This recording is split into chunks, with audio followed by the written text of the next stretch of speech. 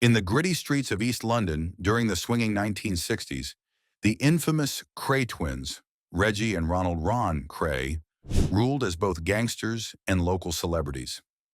Feared by the public and untouchable by the law, they were two sides of the same coin. Reggie was the calculated, charismatic one, while Ron was unpredictable, violent, and mentally unstable. Together, they built an empire of crime that blurred the line between glamour and brutality. One quiet morning, Reggie steps out of his house to greet the police officers who have been tailing him for months. Instead of hostility, he greets them with mockery, offering them cups of tea while ridiculing them for wasting time spying on him instead of chasing real criminals. Among them is Detective Nipper, who grows increasingly frustrated at the way Reggie wins the affection of ordinary Londoners. To the people of the East End, Reggie isn't just a criminal. He's a man of the community, a symbol of power who looks after his own. After his playful exchange with the officers, Reggie approaches his car only to find his friend Ali sitting in the driver's seat instead of his usual chauffeur Frank. Ali explains that Frank hasn't shown up for work that morning, prompting Reggie to head over to Frank's apartment to find out why. On the way, Reggie stops to chat with several locals, each of whom expresses genuine fondness for him, further irritating the police trailing behind. When Reggie finally arrives at Frank's place, he meets Frances Shay, Frank's sister, a beautiful young woman whose sharp wit and innocence immediately capture his attention. Reggie flirts with her until her disapproving mother appears and sends Frances back inside. Not long after, Frank shows up, apologetic, and takes his place behind the wheel. As they drive off, Reggie can't stop asking questions about Frances, intrigued by her modesty and charm. Later, Reggie and Ali slip away into an alleyway, giving the police the slip, much to Detective Nipper's annoyance. The two men make their way to the mental hospital where Ron has been confined after serving time for grievous bodily harm. During their visit, Ron rambles about using his mind powers to make other patients give him food. Reggie humors his brother, laughing along, but inside he's deeply worried. He wants Ron back by his side, even if it means taking drastic measures. Determined to free him, Reggie orders one of his men to threaten Ron's psychiatrist, forcing the terrified doctor to declare Ron mentally fit. The parole board, convinced by the false report, releases Ron soon after.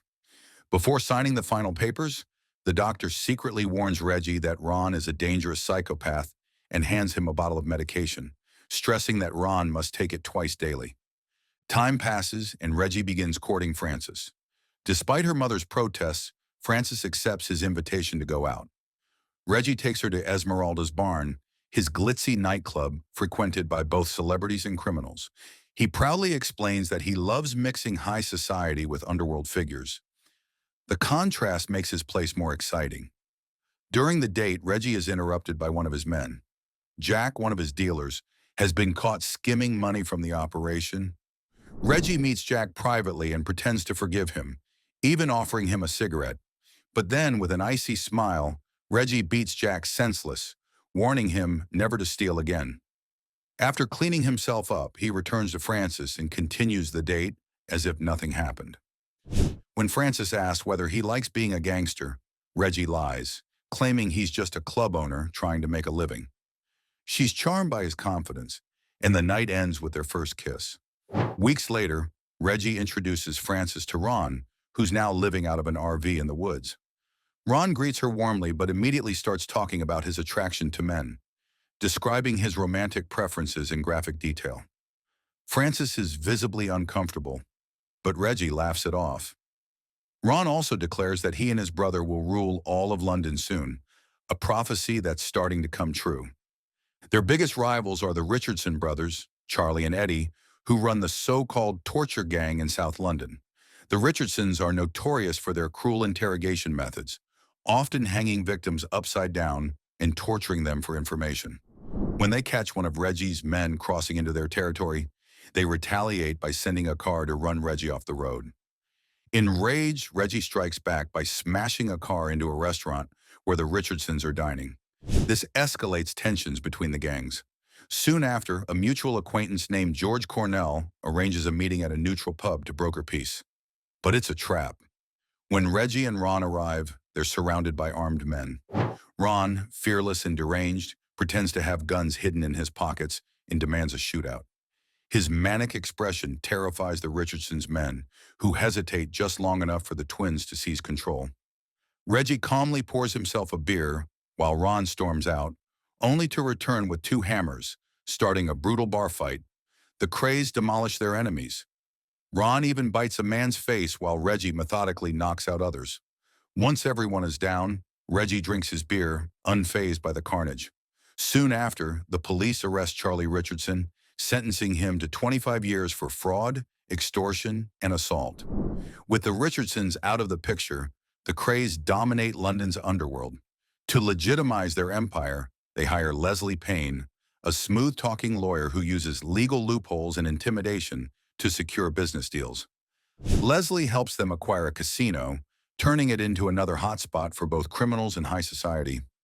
Reggie appreciates Leslie's intelligence, but Ron despises him. Ron doesn't trust men who talk instead of fight. To him, Leslie's diplomacy is cowardice. The tension worsens when Leslie announces that the American Mafia wants to partner with the Crays. Reggie sees it as a golden opportunity, while Ron views it as an insult. At the meeting, the Americans propose a 40-60 split, but Reggie confidently demands 50-50, which they accept. They toast to their new alliance, though Ron's erratic comments about his personal life make the meeting awkward. Fortunately, the Americans find him brave rather than threatening. Business booms. The Crays casino thrives, attracting film stars, politicians, and gangsters alike. But Ron's eccentricity grows worse. He even brings a donkey into the casino one night. Though his medication keeps him somewhat stable, he's far from cured. Eventually, Reggie has to return to prison to finish a suspended sentence. Upon arrival, guards beat him savagely, but Reggie turns the tables, handcuffing one of them and attacking him with a baton, earning the admiration of fellow inmates. While Reggie is locked up, Ron spirals out of control. He clashes constantly with Leslie over money, threatening him during violent outbursts. When Reggie's girlfriend Frances visits him in prison, he begs her not to come again. He doesn't want her to see him like that. She dreams of him going straight, but he insists it's not possible. Meanwhile, Ron humiliates himself at the club by drunkenly grabbing the microphone, mocking the elite crowd, and telling vulgar jokes while his assistant Teddy laughs hysterically. The scene mortifies Leslie, who fears the Crays empire will collapse without Reggie's guidance. When Reggie is finally released, he rushes to Frances' home and proposes, promising on his honor to abandon crime. She accepts, but his joy evaporates when he returns to the club and finds it nearly empty. Ron's antics have scared off customers, and the business is drowning in debt. Reggie confronts his brother, and the argument explodes into a bloody fistfight, leaving both men bruised and exhausted. Frances witnesses the brawl and runs away in tears. The next day, Reggie begs her to come back, and she reluctantly agrees. But their world is crumbling. Ron starts blackmailing politicians by hosting secret parties involving underage boys, ensuring the authorities won't touch the Crays. Still seeking legitimacy, Reggie attempts to buy a West End nightclub, but Ron sabotages the deal by sending Teddy to threaten the owner. The police arrest both twins for extortion, but when photos emerge showing Ron with powerful politicians, the government orchestrates their acquittal to avoid scandal. Soon after, Reggie and Frances marry. Her mother, mourning her daughter's fate, wears black as if attending a funeral. Ron humiliates her during the ceremony by pointing out that she refuses to sing. Within weeks, Reggie breaks his vow to go straight. He's back to running rackets and meeting shady partners late at night.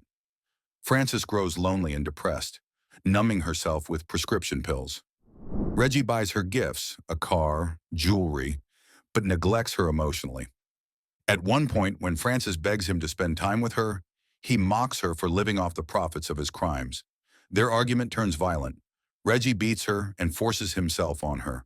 Traumatized, Frances packs her things and leaves, with Ron quietly helping her carry her bags. Despite everything, Ron tells her he's always liked her and is glad she's escaping. Tragically, Frances never finds peace. Isolated and addicted, she eventually takes her own life by overdose. When Reggie arrives at her home, he places her wedding ring back on her finger, devastated. During the funeral, Frances' mother publicly blames him for her death.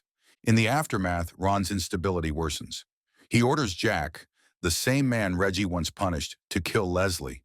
The attempt fails and Leslie survives, later cooperating with Detective Nipper.